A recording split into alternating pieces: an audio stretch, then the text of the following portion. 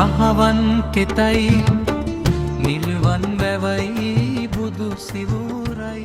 සමස්ත ලංකා බෞද්ධ මහා සම්මේලනය සෑම විටම මේ කටයුත්තේදී ඕනම අවස්ථාවක සීලුම ජනහිතකාමී දෑහිතකාමී පුරවැසියන්ට සංවිධානවලට අපේ සහයෝගය ලබා දෙනවා. ඒ අනුව අපේ මේ කෝසල පත්‍රිකයේ මහත්මයා ආරම්භ කළ මේ කටයුත්තට සමස්ත ලංකා බෞද්ධ මහා සම්මේලනය මේ ආකාරයෙන් සහයෝගය දුන්නා. එදා ත්‍රිසිංහලේ රජවරු රජ දවස උතුරත් නැගෙනහිරත් දකුණත් සියල්ලම එක කොඩියක් යටතේ එක රජෙක් යටතේ තිබුණු අවස්ථාවක් තිබුණා.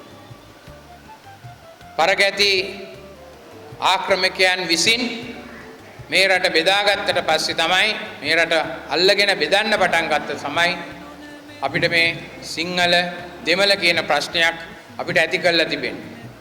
එදා ඒ පරිපාලන වශයෙන් කරපු බෙදීම නැත්තම් අපි සිංහල දෙමළ කියලා ભેදයක් නැතුව මේ රටේ ජීවත් වුණයි කියන එක සිහිපත් කරන්න.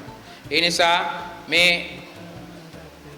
උතුරු දකුණ යා කරන මේ වැඩසටහන ඊටාම කාලෝචිත සහ රටට අවශ්‍ය කරන කටයුත්තක් හැටියට මේ මහන්සි වෙලා මෙච්චර දුර ගමනක් ඇවිල්ලා මේ කටයුත්ත සිදු කිරීම පිළිබඳ ඒ සංවිධායක සියලු දෙනාටම අපගේ හෘදයාංගම ස්තුතියත් පුණ්‍යානුමෝදනාත්මක ස්තුතියත් උදර කරනවා.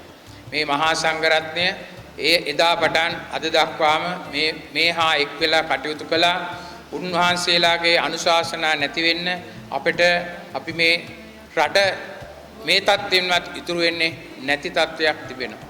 ඉතින් මම වර්තමානයේ තිබෙන ගැටලු ගැන සිහිපත් නොකලත් මේ ප්‍රකාශක මහත්මයා කිව්වා වගේ අපි මේ කීලම කටයුතු කරන්නේ රජයක් බිඳ දාන්නවත් එහෙම නැත්නම් තව කට්ටියක් බලයට ගේන්නවත් නෙමෙයි. උදෙක්ම මේ ත්‍රිසිංහලේ ඒකීය භාවයත් මේ සිංහල කිව්වම මේ හෙළදීපේ වසන සියලු දෙනාගේම එකමුතුව ජීවත් වෙන්න අවශ්‍ය පරිසරය හදා ගැනීමත් මේ මහා සංස්කෘතිය රැක ගැනීමත්.